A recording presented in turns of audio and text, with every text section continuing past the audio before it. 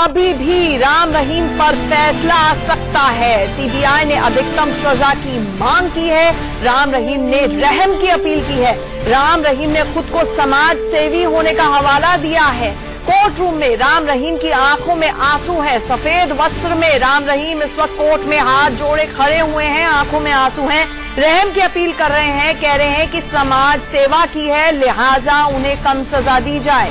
सवाल ये खड़ा होता है, ये कैसी समाज सेवा थी जहां बलात्कारी बन गया राम रहीम। हमारे साथ हमारे सहयोगी सुमित इस वक्त सीधे जुड़ रहे हैं रोहतक जेल के बाहर से। सबसे पहले हमें बताइए, क्या प्रोसिक्यूशन ने यानी कि सीबीआई ने अपनी दलीलें पूरी कर ली हैं? क्या खबर आ रही है सुमित? देखिए, अभी जो सूत्र हमें बता रहे हैं वो ये कि कोर्ट रूम में राम रहीम पहुंचे हुए हैं। उन्होंने कोर्ट रूम में सबसे ज्यादा, क्योंकि पब्लिक प्रोसिक्यूटर ने सबसे पहले अपनी जिरह रखते हुए साफ तौर पर कहा, क्योंकि ये मामला बहुत गंभीर है और एक बड़ी शख्सियत है, इन्फ्लुएंस करते रहे हैं लगातार, तो इस मामले में इनको ज्यादा से ज्यादा मैक्सिमम पनिशमेंट दी जानी चाहिए उम्र कैद की। लेकर हालांकि पब्लिक प्रोसिक्यूटर ने अपनी तरफ से जिरह पूरी कर ली है और अब डिफेंस के लॉयर जो है वो लगातार उनकी जो सजा है उसमें रियायत बरतने की कोर्ट से दरखास्त कर रहे हैं। खुद राम रहीम ने भी कोर्ट के सामने पेश होकर कहा कि वो इस बहुत लंबे समय से समाज सेवा करते हैं, ड्रग एडिक्शन से लेकर लोगों को छुड़वाते आए हैं, तो इन चीजों को मद्देनजर करते हुए उनकी जो सजा है उसमें कमी की जानी चाहिए। हालांकि अभी जो है लगातार डिफेंस अपनी तरफ से अपनी जिरह जो है या फिर जो अपनी दलीलें हैं वो कोर्ट के सामने पेश कर रहा है, लेकिन अभी कोर्ट लगातार दोनों ही पक्षों को सुनने के बाद क्या फैसला देता है ये अभी देखना पड़ेगा। आंचल, बिल्कुल सुमित, वो तो कहते हैं कि ड्रग एडिक्शन से बहुत लोगों को छुटकारा दिया, लेकिन ये जो चार्जशीट है जो हमारे पास है, इंडिया न्यूज के पास है एक्सक्लूसिवली, वो कच्चा चिट्ठा खोलती है कि खुद किस किस्म के एडिक्शंस बाबा राम कि ज्यादा वक्त नहीं दिया है, 10 मिनट के करीब प्रोसिक्यूशन को दिया गया है, 10 मिनट डिफेंस को दिया गया है, कि यानी कि फैसला कभी भी किसी भी क्षण आ सकता है, ज्यादा उसको रिजर्व रख के लंबा टाइम नहीं लगेगा।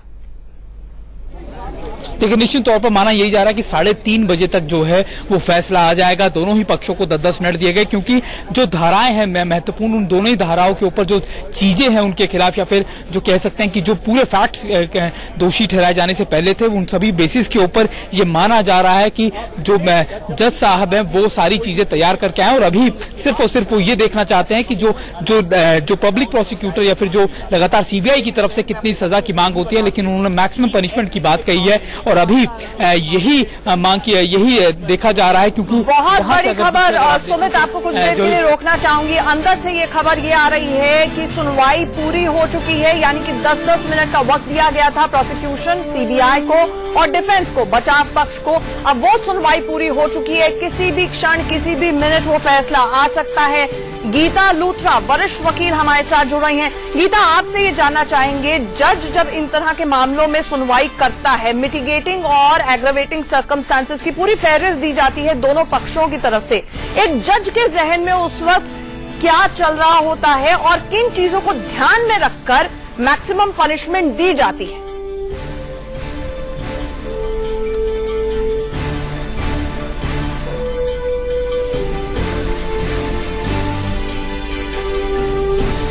जी सुमित, आपसे मैं ये जानना चाहूंगी, हम गीता से जुड़ने की कोशिश करते हैं, इस दौरान आपसे मैं ये जानना चाहूंगी कि अब जैसे सुनवाई पूरी हो चुकी है, अंदर कौन कौन इस वक्त कोर्ट के अंदर मौजूद है? क्योंकि एक रीजन ऑर्डर देने में, उसको टाइप करने में उतना वक्त लगेगा, या वो कहेंगे कि reason order to follow letter, जैसे कोर्ट्स में होता है अक्सर कि हम रीजन बाद में देंगे लेकिन इतनी सजा देते हैं और जल्दी काम निपट जाए? देखिए, निश्चित तौर पर क्योंकि ये ब्रीफ ऑर्डर बाद में ही आता है आंचल, और अभी जो है वो ये माना जा रहा है कि क्योंकि दोनों तरफ से जो जिरह है ऑलमोस्ट पूरी हो चुकी है, दोनों तरफ की जो दलीलें सुन ली है, अब कोर्ट अपना जो फाइनल ऑर्डर है, यानी जो अपना जो जजमेंट है उनकी सेंटेंसेस पे, राम रहीम की सेंटेंस पे, वो सुनाएगा। और ये कितने साल का होगा या फिर कुछ जुर्माना भी लगता है उनके ऊपर, क्योंकि जो सारी चीजें हैं इनको देखने के बाद कोर्ट अपना निश्चित तौर पर अपना जजमेंट देगा। लेकिन माना यही जा रहा है कि मैक्सिमम 15 मिनट का जो वक्त है, 15 से 20 मिनट के वक्त में आ सकता है और कोर्ट रूम में। बिल्कुल सुमित, क्योंकि अभी ये खबर, ताजा अपडेट ये आ रहा है कि जज ने अपना फैसला पढ़ना भी शुरू कर दिया है, यानी कि वो साथ के साथ ऑर्डर डिक्टेट कर रहे हैं और पढ़ना शुरू कर दिया गया है ऑर्डर। हमारे साथ वरिष्ठ जो पत्रकार हैं अनिल आर्या जी, वो भी जुड़ रहे हैं और साथ ही साथ गीता लूथरा जो कि वरिष्ठ वकील हैं, उनको भी जोड़ने की कोशिश करेंगे। अनिल आर्या जी, उस दिन जिस तरह से 25 तारीख को तांडव हुआ, आज के मद्देनजर, हालात के मद्देनजर पुलिस और प्रशासन चुस्त जरूर है, लेकिन ये भी एक प्राथमिकता है कि जल्द से जल्द फैसला हो और उसके बाद स्थिति से जल्द निपटा जाए। अनिल आर्य जी। हाँ, आप बिल्कुल ठीक कह रहे हैं। 25 तारीख को जो तांडव हुआ था उसके बाद से सरकार भी दबाव में है, पुलिस और प्रशासन भी दबाव में है, और यही वजह है कि पुलिस और प्रशासन ने पूरे कदम उठाए हुए हैं, चाहे 144 लगाने की बात हो या स्कूल और कॉलेज सारे बंद करने की बात हो। मुझे लगता है कि फैसला आने के बाद जो बाबा के समर्थक हैं वो कहीं ना कहीं उत्पात मचाने की कोशिश जरूर करेंगे, और ये बात सीआईडी ने भी जो सूचना दी है सरकार को, उनका कहना भी ये है कि हिंसक वारदात के समर्थक कर सकते हैं। यही वजह है कि सरकार अतिरिक्त सतर्कता बदल रही है, क्योंकि उसको मालूम है कि पहले 2 बार जो सरकार की नाकामयाबी थी, अगर इस बार भी ऐसा कुछ हुआ तो ये सरकार को सियासी तौर पर भी बड़ा महंगा साबित होने वाला है। बिल्कुल, और ये बड़ी खबर आ रही है, हमारे दूसरे सहयोगी हमें सोर्स के जरिए ये खबर भी बता रहे हैं कि जज ने फैसला पढ़ना शुरू कर दिया गया है, यानी कि जज जगदीप सिंह इस वक्त अपना फैसला पढ़ रहे हैं। आर्ग्यूमेंट्स 10-10 मिनट का टाइम मिला, उसके बाद फैसला भी पढ़ना शुरू कर दिया है। सुमित, आपसे मैं ये जानना चाहूंगी, जिस किस्म की तैयारी है, आज ये भी खबरें आई कि 11 शहरों से करीब 129 लोगों को प्रिवेंटिव डिटेंशन में ले लिया गया, हिरासत में ले लिया गया कि हालात खराब ना हो। लेकिन निश्चित तौर पर क्योंकि पंचकुला के बाद जो चीजें सामने आई उसके बाद से लगातार जो है वो पूरा महकमा जो है रोहतक के आसपास के इलाकों में या फिर रोहतक सोनीपत इन पूरे इलाकों में न सिर्फ सर्च चला रहा है, सर्च ऑपरेशन चला रहा है, बल्कि ये भी देखा जा रहा है कि छोटे छोटे पेट्रोलिंग पॉइंट से या फिर नाके लगाकर कि उस तरफ कोई आने की कोशिश ना कर सके। हम लगातार ये बता रहे हैं कि जहां पर ये जेल स्थित है पूरी की पूरी, मैं आपको बता रहा हूं कि ये नेशनल हाईवे नंबर 9 पड़ता है, मेन इलाका है, यहां से काफी ज्यादा वाहन गुजरते हैं। लेकिन इस पूरे 25 तारीख से ही इस पूरे नेशनल हाईवे को बंद कर दिया गया है। 12 किलोमीटर के दायरे में 6 नाके लगाए गए हैं, यानी हर 2 किलोमीटर पर किसी भी शख्स को या आखिरी नाके के बाद किसी भी शख्स को जाने की इजाजत नहीं जा रही। और सबसे ज्यादा जो फोकस है वो यही कि जब जजमेंट सुनाया जाएगा, जब उनको उनकी सेंटेंसिंग पे जजमेंट सुनाया जाएगा तो क्या माहौल रहता है। हालांकि बिल्कुल, आप नजर बनाए रखिए। गीता हमारे साथ इस वक्त जुड़ गई हैं। गीता, अभी कुछ ही देर पहले एग्रावेटिंग सर्कमस्टांसेस और मिटिगेटिंग सर्कमस्टांसेस जो होते हैं, जो बाकायदा सीबीआई की तरफ से दिए गए और उसके बाद बचाव पक्ष की तरफ से दिए गए, जज किन चीजों को जहन में रखता है, क्योंकि मैक्सिमम पनिशमेंट यहां पर सीबीआई की तरफ से मांगी गई है रियायत देने के लिए। अभी तक की जो खबरें आ रही हैं वो यही है कि मैं समाज सेवा का काम करता रहा हूं, ये कहा है गुरमीत राम रहीम ने।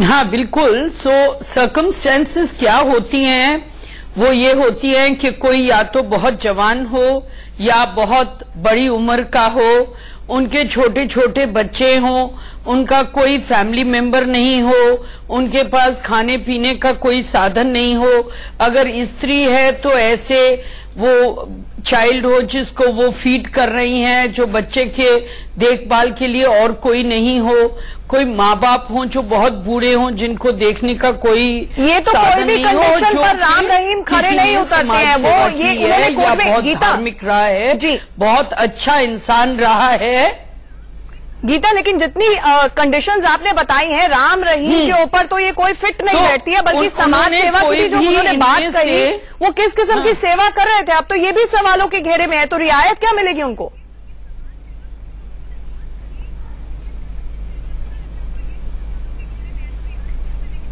बिल्कुल, क्योंकि उन्होंने अपनी कस्टडी में अपने पास 2 बच्ची जो कि माइनर थी उनके साथ उनको कन्विक्शन हुई है बलात्कार की, तो ये समाज सेवा तो कोई भी नहीं हुई, ये तो बहुत ही हीनियस क्राइम हुई। और जबकि कोई आप पे ट्रस्ट करके आपके पास आया हो और आपकी शरण में हो, तो ये एक एग्रावेटिंग सर्कमस्टेंस हो जाती है। हाँ जरूर उनके वकील तो ये जरूर कहेंगे, उनके पक्ष से तो ये कहा जाएगा कि उन्होंने सेवा की है, पर मुझे नहीं लगता कि ये कोर्ट इस बात को मानेगी, या एक खाली सर्कमस्टेंस हो सकती है जी, और वो ये कि इतने साल से केस पेंडिंग रहा हो। सो कोर्ट उसमें ये देखती है कि इसमें प्रोसिक्यूशन की गलती है कि इतनी देर पेंडिंग रहा, कि डिफेंस की। ये एक सर्कमस्टेंस है जो कि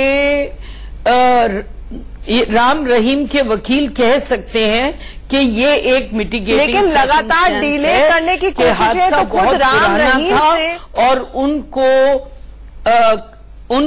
ट्रायल जी, वो तो राम रहीम की तरफ से ही डिले करने की कोशिशें होती आई, ये तो ट्रैक रिकॉर्ड ही कहता है इस मामले का। मैं गीता आपके पास आऊंगी, लेकिन हमारे सहयोगी यतेंद्र सिरसा से जुड़ रहे हैं।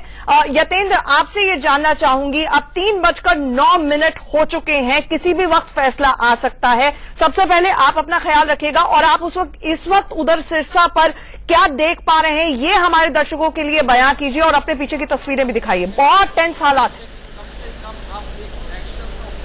देखिए, बिल्कुल फैसले का समय नजदीक आ गया कि कितनी सजा होगी, इसको ध्यान में रखते हुए कि पहले की तरह जो 25 तारीख को हिंसा हुई वो हिंसा फिर से ना हो, इसको ध्यान में रखते हुए आर्मी और जो पैरामिलिट्री फोर्सेस है उसकी संख्या बढ़ा दी गई है। आप देख सकते हैं पूरी तरह से बैरिकेड यहाँ पर लगा दिए गए हैं, रोड पूरे ब्लॉक कर दिया गया है, और ऊपर भी आप देखिए कि जो मिट्टी के बोरे लगाकर जो एक सिक्योरिटी गार्ड्स वहां पर तैनात कर दिए गए हैं, और आगे पूरा रोड, आगे आर्मी ने मोर्चा संभाल रखा है। अगर मैं आगे की बात करूं तो, और कोशिश लेकिन यही है कि डेरा किसी भी तरह से खाली कराया जाए, क्योंकि अभी भी 20,000 से ज्यादा लोगों की संख्या वहां पर बताई जा रही है, और खासकर महिलाएं और बच्चे उसमें बताए जा रहे हैं। कल भी 34 बच्चे निकाले गए थे जिनका मेडिकल चेकअप कराया गया, और उसके बाद उन्हें एनजीओ को सौंपा गया।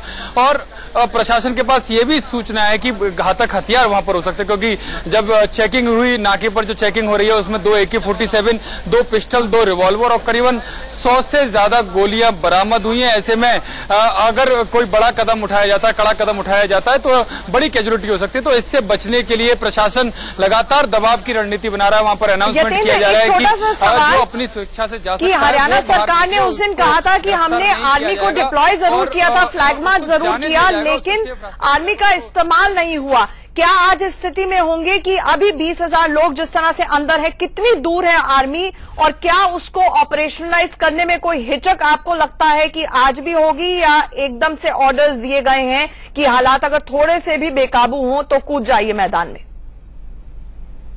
अनाउंस किया जा रहा है लगातार। यहाँ के जो सिरसा के एसपी, आईजी और जो डीसी हैं वो लगातार कैंप कर रहे हैं मिलिट्री के साथ, उनका कॉम्बिनेशन बना हुआ है, और मिलीजुली रणनीति बनाकर ही ऑपरेशन को आगे बढ़ाया जा रहा है। और कोशिश यही है कि पहले बच्चों को, फिर महिलाओं को बाहर निकाला जाए, और फिर जो बाकी के लोग हैं उनको भी धीरे धीरे करके बाहर निकालकर उनके एरिया में भेज दिया जाए, जिससे कम से कम लोग अगर रहेंगे तो हिंसा की संभावना उतनी कम हो जाएगी। और इसी को ध्यान में रखते हुए इसी एक्शन प्लान के तहत आगे बढ़ा जा रहा है। जी ठीक है, सीधा सुमित के पास चलते हैं। सुमित, 3:11 फैसला किसी भी क्षण आ सकता है। आप कितनी दूरी पर हैं? तस्वीरें अपने कैमरामैन को बताएं दिखाने के लिए, क्योंकि पूरा इलाका कॉर्डन ऑफ पहले से ही कर दिया गया है। किसी किस्म की सुगबुगाहट आप देख पा रहे हैं अपने इर्द गिर्द?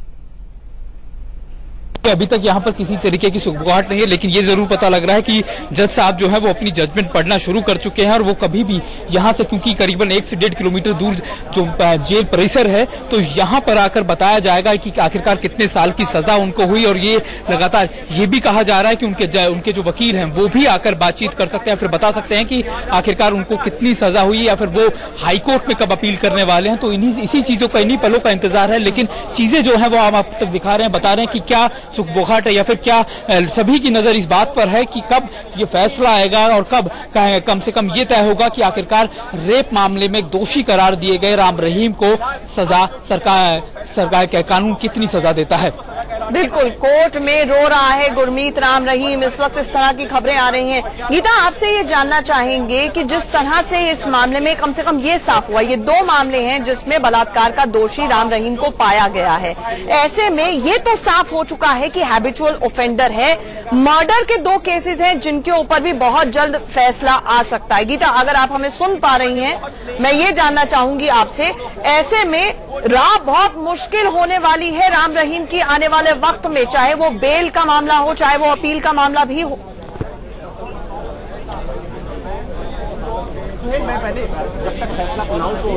ठीक है, हम गीता से जुड़ने की कोशिश करेंगे।